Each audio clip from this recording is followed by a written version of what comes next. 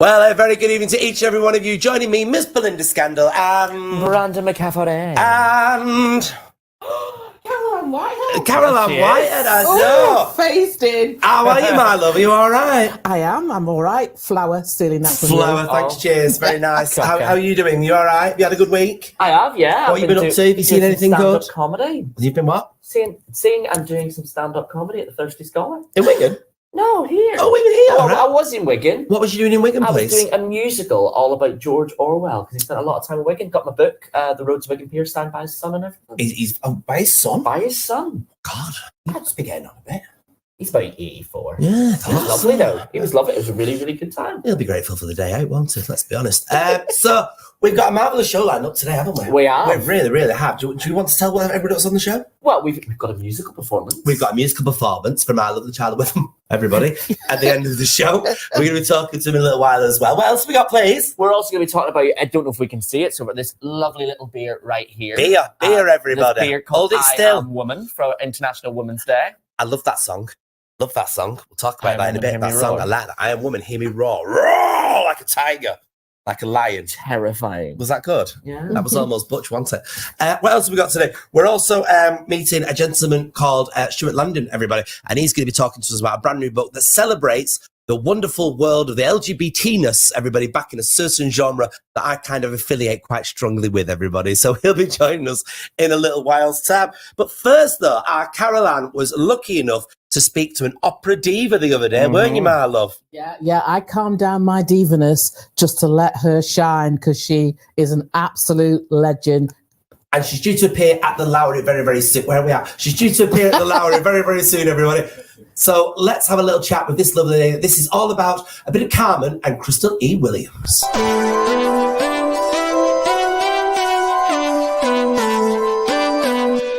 Opera North opened its autumn season at Leeds Grand Theatre with Bizet's Carmen in October 2021. And they're back at the Lowry on Thursday, the 10th of March 2022. This is Opera North's first new production of Carmen in over a decade. Directed by Edward Dick, it is conducted by Anthony Hermes. Crystal E. Williams sings Carmen alongside Sebastián Guez as Don Jose. One of the most popular operas ever written. The themes of Carmen, femininity, desire, violence, and dangerous masculinity.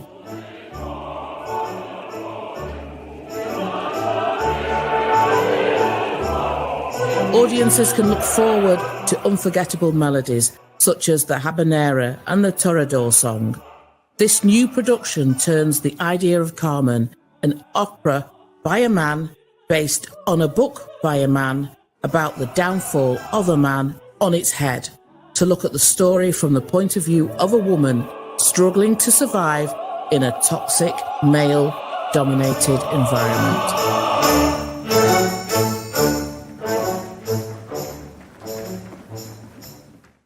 Hi, Crystal. Hello.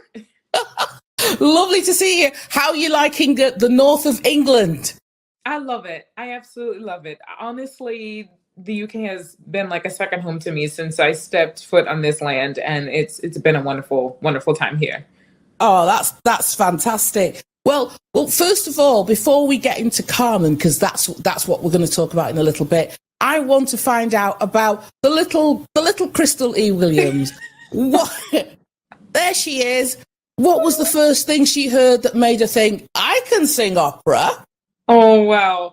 Well, we, Crystal E. Williams, grew up in Portsmouth, Virginia, a large family, the youngest of 5, and my mom and my dad, they encouraged us to take piano and I took martial arts as well, and just be creative, be outdoors, be into all of everything basically. And so it was probably my 6th or 7th grade year of middle school when there was something called the Governor's School for the Arts was touring in my area. And there was this man, Robert Brown, who's since passed away. He was playing at the piano, and funny enough, he was playing the children's chorus from Carmen. And so he was singing. He was the duo of the vocal department at the Governor's School for the Arts at the time with Alan Fisher. and he was playing and singing, and this large Black man's back was vibrating, and I was drawn to the vibrations, literally. And so I was kind of hovering over him. And I just fell in love with it. I fell in love with these vibrations. And I asked the director at the time, Alan Fisher, how I could participate in this world of whatever was happening. And he said, well, you take this aria, it was Voi che sapete, memorize it and come and audition for us. So I memorized it. I always tell this story to this day. My entire family can recite all the words along with me. And I auditioned and I got in. Now, when growing up, I played Sunday school in church, and we sang in church. There wasn't a youth choir or anything, but I sang in church. And my parents, we had, everything from the Temptations, there was gospel, there was, whatever my older siblings, because I was the youngest, whatever they were listening to, some subliminally it was getting in as well. And then there were, we had CDs and PBS was on, so we'd watch. I think the first opera I ever saw was Il Trovatore, but there was Porgy and Bess. We had CDs of Mozart, and it was just a huge mix of music in my home. But I got the bug when I was accepted into the Governor's School for the Arts in my freshman year. We took a trip to New York City, and we went to the Tower of Records, and Leontine Price, fantastic, fabulous, one of the top sopranos in the world of all times. She was singing something on one of those monitors. I cannot tell you what she was singing, but I was glued to the floor. It was probably and undoubtedly in another language. This is, 13-year-old Crystal E just like standing there. And I asked the director, Alan Fisher, I said, how can I help people singing opera? Now, a little bit more history. I always wanted to help people. One sister was chemistry, one sister is physics, and I was going to be biology. So together we were going to cure all the diseases in the world. We were going to just, do everything and just be fantastic and help people. Amazing family. I always wanted to help people. And so I was a bit conflicted, and I asked the director, how can I help people singing? And he said, you can help them through the music. So that's literally what I've been doing ever since, trying to help people one note at a time. It brings you to the door of one of the most popular operas ever written. How did this come about? Long story, I asked Christine Chibnall, and she said, Graham Vick had said in passing, well, or maybe not in passing, but he said, well, if I were doing Carmen, I know who I would have. I would have Crystal E. Williams. And so I think that kind of put the bug in their ear. And so then I came over to have a working session with David Cowan of Opera North as well, and the director. And as they say, the rest is history. Why should somebody come and see Carmen at the Lowry? What would be your advice? Oof, my advice. I would say, first of all, it's a great piece of theater. It's beautiful. The costumes, the wigs, the sets, the music is fantastic. The drama. I mean, I love a good drama. Who doesn't? There's tragedy, there's passion, there's a bit of laughter. Not so much, but it is there. And it's, for me, Carmen embodies what we all would hope to achieve. That what we all think of as integrity and self-confidence and this kind of strength, this inner strength in spite of inconceivable odds. So you have this woman who, no matter what, seeks liberty, seeks truth, seeks everything that she's probably envisioned for years. We don't have her whole backstory. We don't know everything that's happened, but we know that we can relate to this woman because we all have a backstory that more likely than not, no one knows.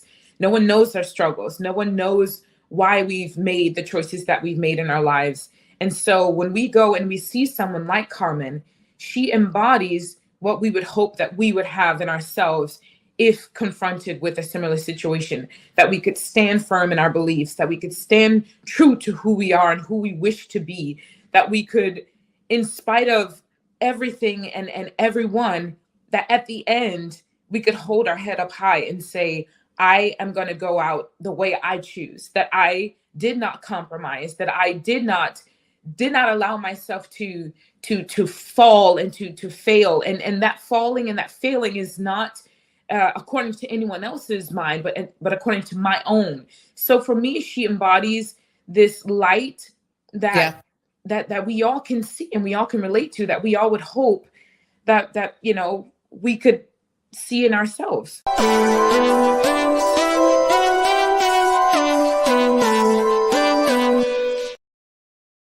So there you go. Hey, Yeah. I'm looking forward to seeing that. It looks good. La la la la la la la la. You clearly sing Carmen. Wasn't she fabulous, Carol Ann? She's fabulous. I'm going to opening night tomorrow night. I can't wait. It's been exciting, isn't it? Yes. Hey, do you have a favourite bit? Yes. The you fall for me, I fall for you. That you know, she gets all sassy. Oh yeah. And starts shaking I everything. literally don't know at all. I Oh, don't. But yes. one person that does know about music is our guest that joins in now. Now he's only, how old are you, Flower? 16. 16, and already he's got one of these wonderful sort of really heavy, wonderful, beautiful album EPs, as they call them these days, coming out. This is Charlie Whittham. He's going to sing out for us later in the show. But first of all, welcome to the show now. And tell us a bit about this lovely album of yours. Do we call it an album or EP? It's more of an EP, isn't it? It is an EP, It's yeah. called Denial now. So what exactly does that mean to you? So hopefully before I leave college, I'm going to do 5 EPs, and they're based on the 5 stages of grief. So you've got Denial, which is this one, and Soon is going to be Anger, followed by Bargaining, and then Depression and Acceptance, which equals to the 5. Yeah. It's just a project to do, and they're all going to be sort of different to each other to show any label that may or may not be interested that this is what I can do. But what made you want to do this as a specific kind of task? Because you know that it's quite a strong subject, realistically, especially for a 16-year-old. So what made you really want to go for that? I mean, I've had a lot of loss in my life so far, and I mean, I'm only young, so there's probably going to be more to come throughout writing these EPs. Like I've lost my grandma, my family is basically just my mum and my dad. So that's probably one of the main reasons why I wanted to do this. And how did you go about creating an album like this or an EP like this, or even individual songs? Where did you start? What's the creative journey for you? Well, you got to write a song. You got to know what you want to write about. You got to be passionate what you want to write about. If you don't know what you're going to write about, then you're not going to get a song. And if you're not passionate about it, then if it doesn't roll out of you and it's stubborn and doesn't want to come out, then it's not going to be good. And do they change? So they start off as one idea, do they end up as a different idea, or do they generally with you stay as one thing? So yeah, sometimes you might be sort of adhering to one idea, and then it will turn an entirely different route, which is definitely what this EP is. It's very wavy. It's very like, you'll have a chill song, and then next minute it'll be crazy, and you'll be like, whoa, it's a very sonic journey.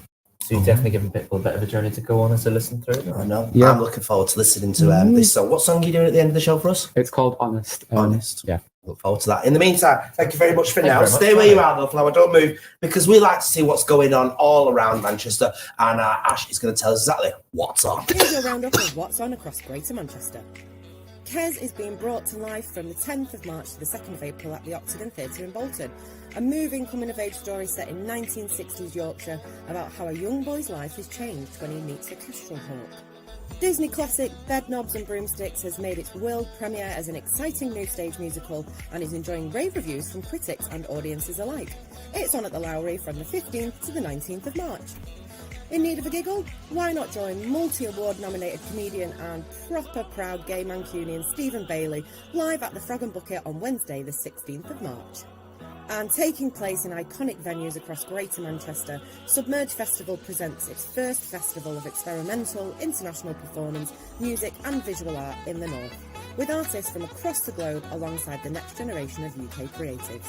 Remember, if you have an event you'd like us to mention, just drop us a line. Contact us at yourmcr.com.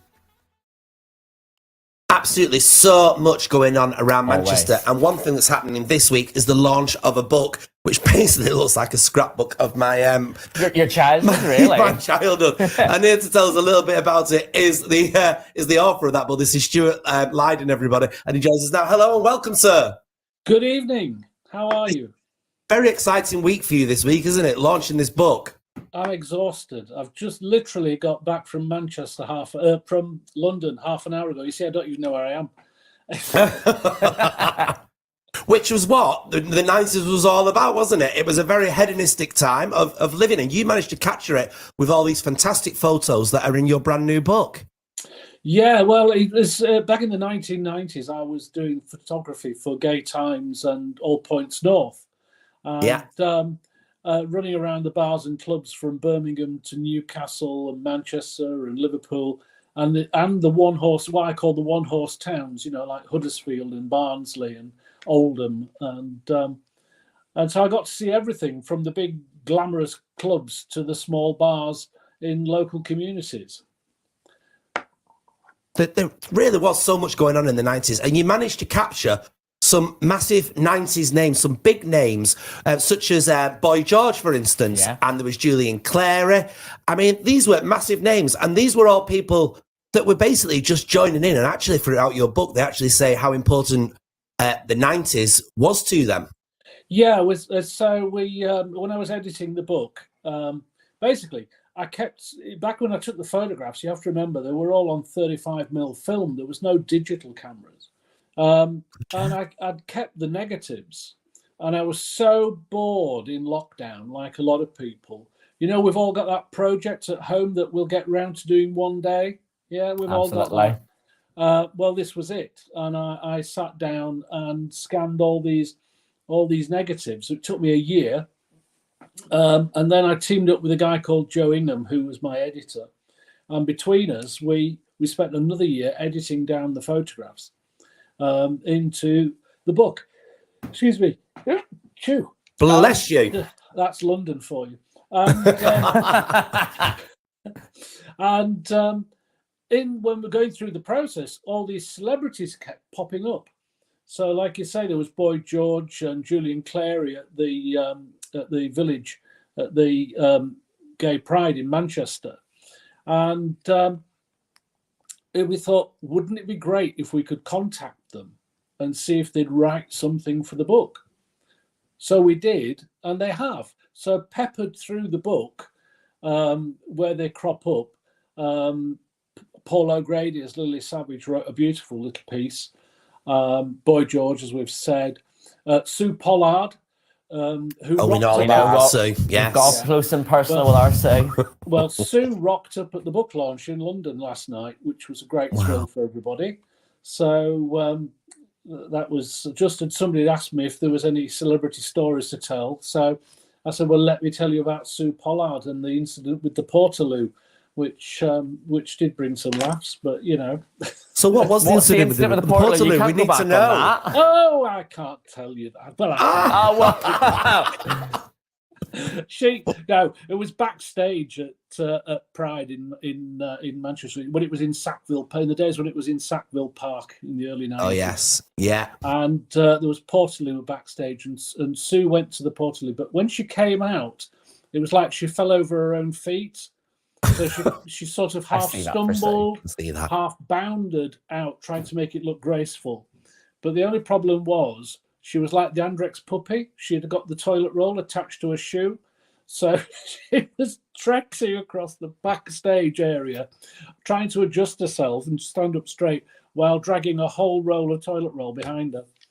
So it was, You've done that before. I've done that many a time, yeah. I mean, it is. The 90s was such a wonderful time, wasn't it, really? It was just brilliant party times. It was a time of, just enjoying it. Well, that's how I remember it. Yeah, because when you look through the pictures of it, obviously, even as someone who didn't grow up through that era of what it was like in queer culture, it invokes so many emotions through it. And the way that you've come across with it, you've clearly found some images that people are probably going to sit there and go, I remember that happening.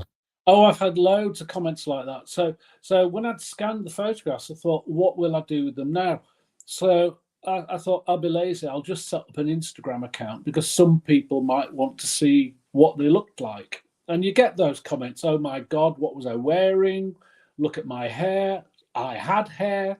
You get all of those. And then people sharing the sadder stories about loved ones that they've lost. And I've had a few people who've contacted me and and shared stories and that I've shared photographs that they haven't got of loved ones that they've lost.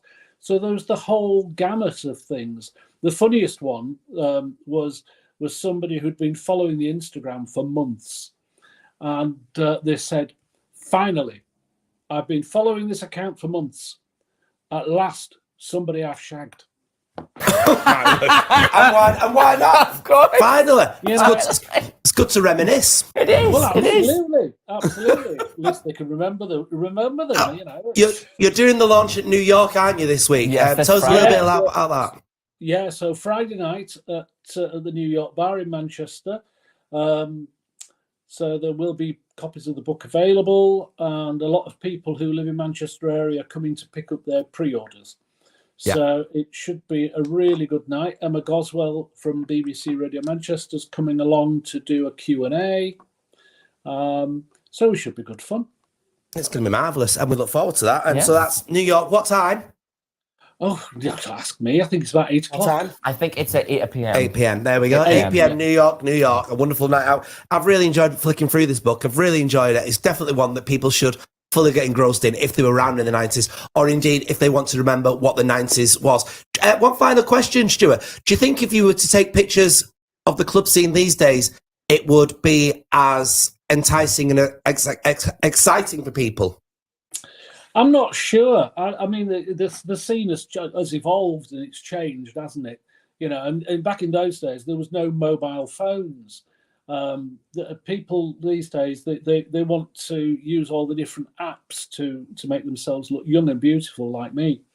And and I think people are a bit more self-conscious. But the publications aren't there to publish them either. In those days, the pictures, there was no internet. You know, the pictures went in the magazines and the newspapers, and that was part of the joy of it. You know, this today the pictures are instant, aren't they? You know, you take a picture and you can look at the picture instantly. In those days, I took your picture in March, and you might not see it until May in a magazine, by which time you're quite keen on seeing it, you know. So, but now it's more instant, and I'm not sure what that situation would be. But I don't know if you've noticed in the pictures how things have changed, because people point them out to me all the time, new ones about, oh, there's no fake tans. Definitely not. Obviously, there's no mobile phones in the pictures, but there's lots of cans. You know, there's cans of Red Stripe and Breaker in all the pictures.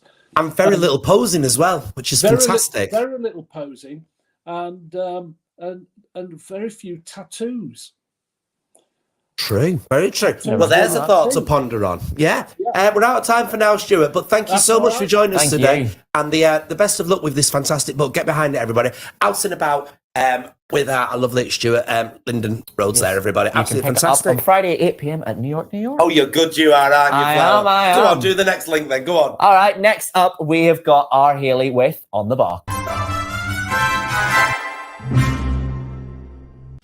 Hi, I'm Hayley and welcome to this week's On The Box. How's everyone doing? The first film I would love to recommend is Save the Last Dance. Sarah is a ballerina with huge ambitions, but sadly her mother dies and she has to move away and move in with her dad, who she barely knows. She has to go to a new high school, and there she meets Derek, and Derek helps her to audition for the school of her dreams. There is also Dare Me. That is a series about loyalties and relationships among a cheerleading team. That is on Netflix. And on the 25th of March, the second series of Bridgerton airs. Woo! Can't wait. And also the new film West Side Story, Steven Spielberg's version of West Side Story, is also now out on Disney+. That's it from me. I shall catch you next time. And remember, stronger together. Bye.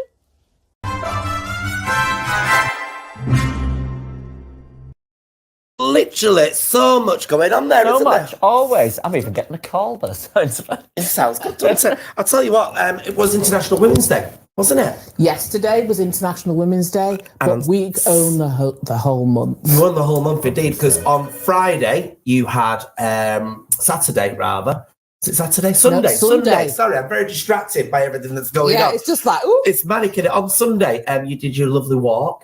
Yes, we did our walk for women. Yeah. Just over a mile. And it was from Museum of Science and Industry down Deansgate to Cathedral Gardens. Thank you, Greater Manchester Police and the private security that closed the roads for us. Yeah. And we had just over 2,000 people. Men, women, children. Well, we caught it, didn't we? You managed to do a little VT for us, didn't you? Yeah, I did, because I kind of because I was part of the organising team, but also as well, I put my Your Manchester coat on. Oh, yeah. And I went mingling. Right. Absolutely. Well, I'll tell you what, let's have a look at this VT. Hi, I'm here for Your Manchester Media for Walk for Women. We have had a brilliant turnout. We could not come out here in 2021 for obvious reasons. There were restrictions. 2022, all the community groups, voluntary organisations came together to actually come and do this walk. We heard from the first female leader of the council, Bev Craig, the icon that is Claire Mooney. She basically welcomed the walkers as they came down Deansgate, but the key message is that we still have not got equality, even though it's 103 years since women received, 104 years actually, since women over 30 received the votes. I'm going to get some more interviews. It has been amazing. What do we want? Equality! When do we want it? On my left, you saw her on Wednesday's show, which is Siobhan O'Connor, and a friend of Your Manchester, we have Claire Marie Boggiano. Hello everyone, good to see you all. It seems to have gone quickly like a flash. I think it was a steady pace. We had massive groups there. It was really, really impressive. And the energy along the whole of Deansgate was fantastic. If we weren't along all of Deansgate at one point, we were definitely on over half of it. And it's different this year as well, because we have kind of merged into the Ukrainian crisis. Can you just tell us a little bit about that? Well, I thought it was important to reach out to the Ukrainian women in Manchester to invite them today, so I was really glad to have a representative, and I think it was really appreciated from the lady I spoke to. It's vitally important. When we look at these ladies here dancing, they're holding pictures of women and they're telling us the story of how all of these women lost their lives to violence against women. Yeah. And whilst we still need to hold pictures like this, there is still so much more for us to do.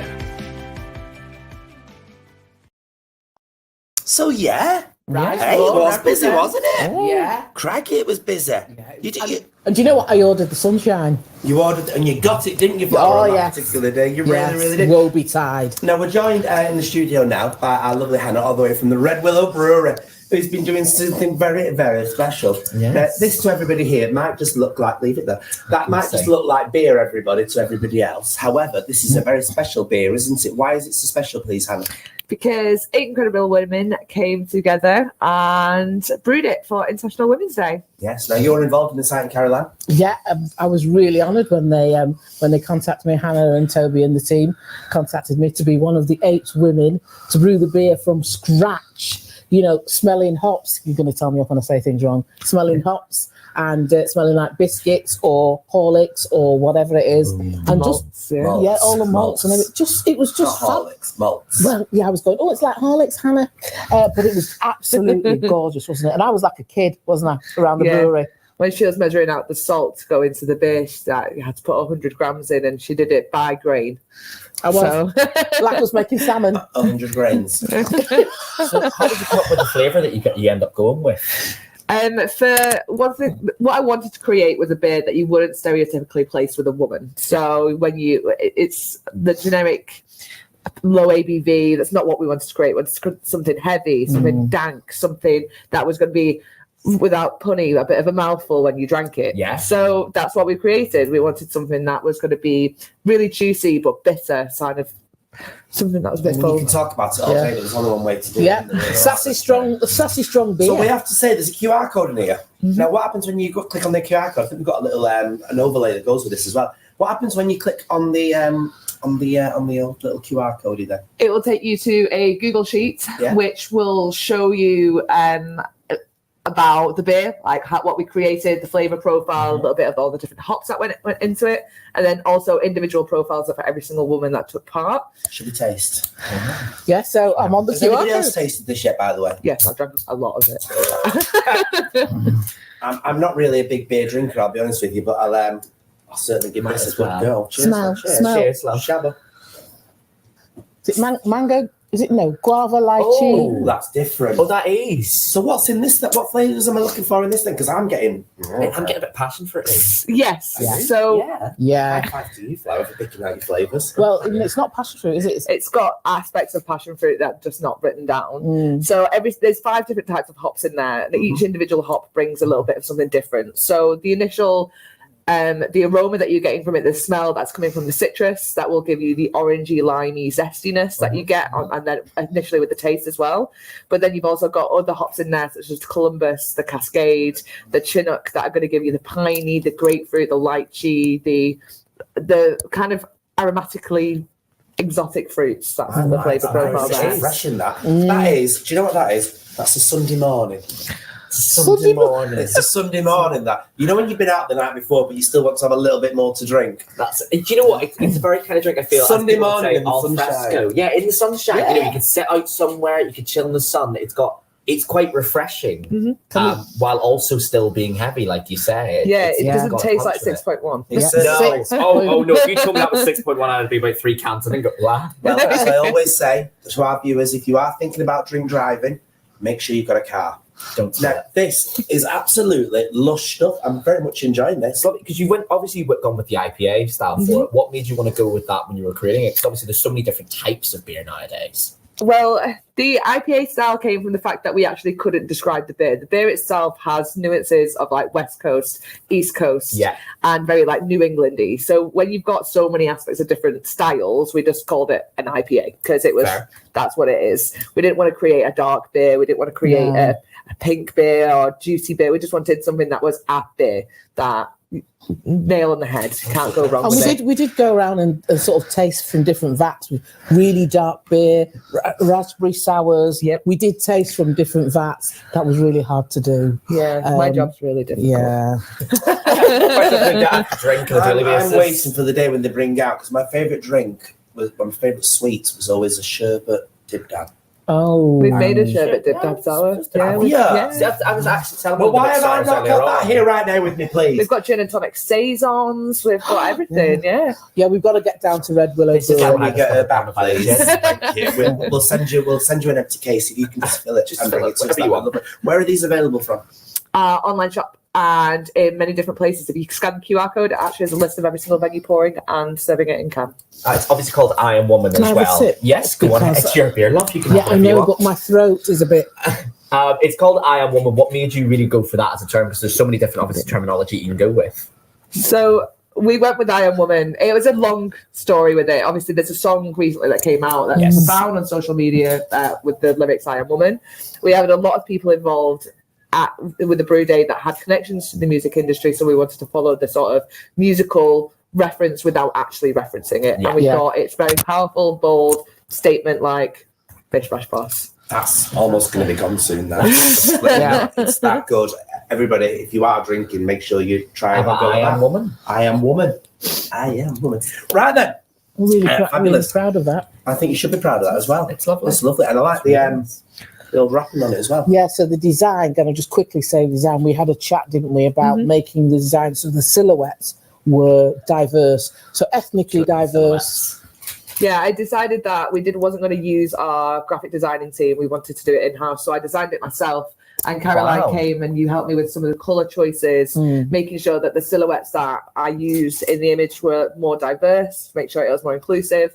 And then we also tried to rearrange them a certain way, so when you looked at the can, you saw each one was prominent, that not one overtook the other. It's fabulous. Yeah, it's fabulous. Lovely. Well, it's absolutely wonderful. I'll keep drinking this whilst we watch Our Lady, Our Lady Coffee on Love, Our Lady Mojo. Joe.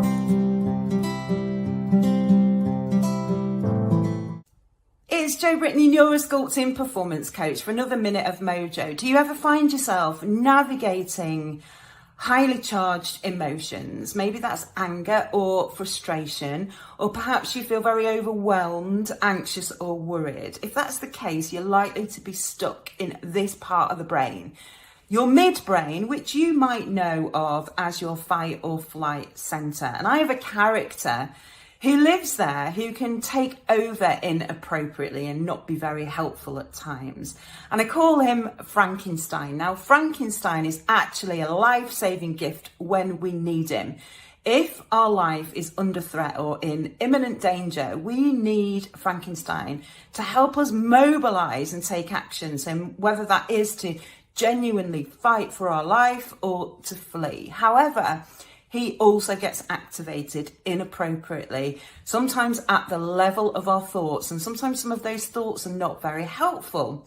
What we really need to do is to calm him down and to access the front of the brain, which I call my Einstein genius. But the problem with Einstein is that he is a bit of a prima donna at times, and he gets tired really, really quickly. But he is the part of the brain that gives us access to things like compassion, to creativity, to problem solving. So we really need to keep him healthy and fuel him with the stuff that he needs. And that includes regular exercise, good sleep, good hydration, and really nutritious food. So a healthy balance of good fats, good protein, and slow release carbohydrate. Check out your diet to make sure you're giving your brain the food it needs to help you navigate daily life more healthily and productively. I'll be back next time for another Minute of Mojo.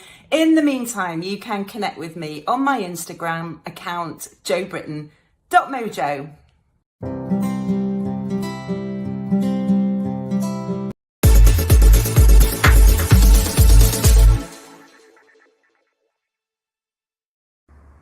Hello my lovely weather watchers, and welcome to this week's weather forecast with me, Paul Rudd. And I'm back in my garden this week. It looks sunny today, and there is going to be some sun this week for Manchester, but it's looking like rain as well. And there will be some fog and frost about, so just be careful on those roads and get your cars de-iced in the mornings. Let's check out this week's weather details. Here it comes.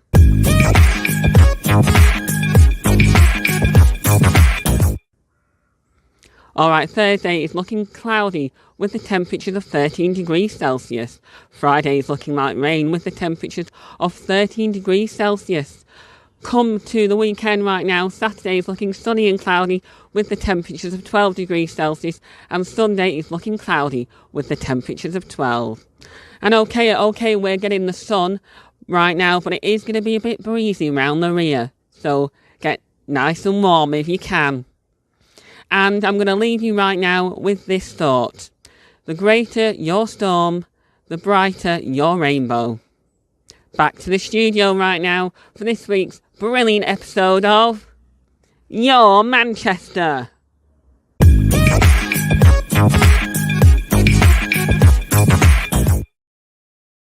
There we get go. that statue for in the studio. And it's gorgeous inside. I like it. It's beautiful. I like a nice gorilla. We have got a marvellous show. What? Leave it. Yeah. We've got a lovely show for you next week. I'm not here. Oh, that's right. Stu and Carol Ann next week. So we've got a fantastic show next week. There you are. Hey, I'm having my first holiday since 2020. Oh, can you believe it? What you got to say? I'm going skiing. Going skiing? Yeah, I like skiing. It's good fun. It's really good fun. I'm looking forward to it. I'm going to France doing a bit of skiing. Now, Charlie, you've done very well partaking in today's show, but you need to go over there now, my love, to get yourself ready for your song.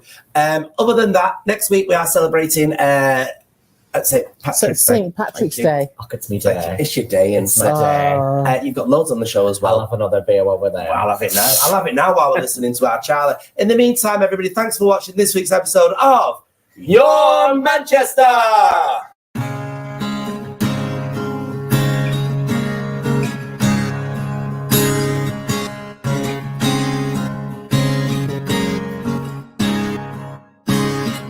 All of your memories have faded away. Do you remember when I told you that I love you. Wish you the best, my dear.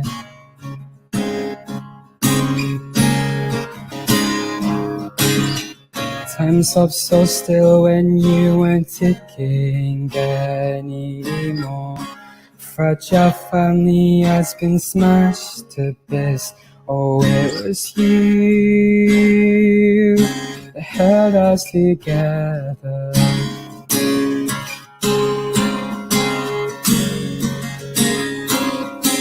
Take my breath away so I can see you another day.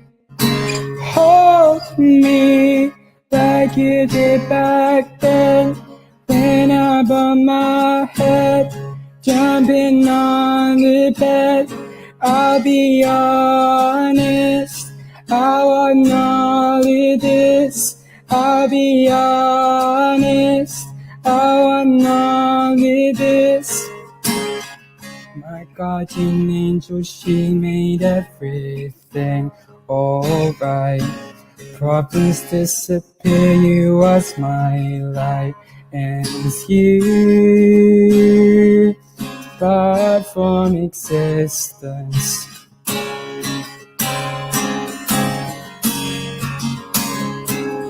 And take my breath away so I can see you another day.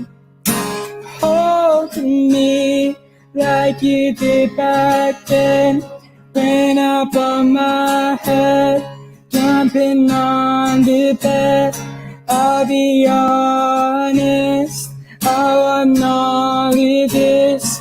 I'll be honest, I want all of this. I want all of this. I want all of this. I want all of this. I want all of this. So take my breath away so I can see you another day.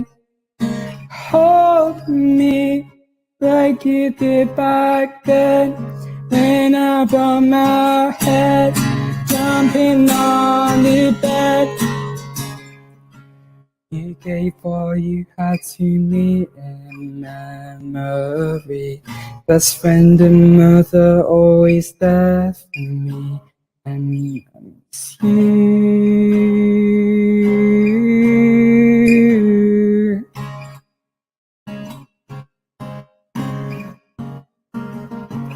I miss you.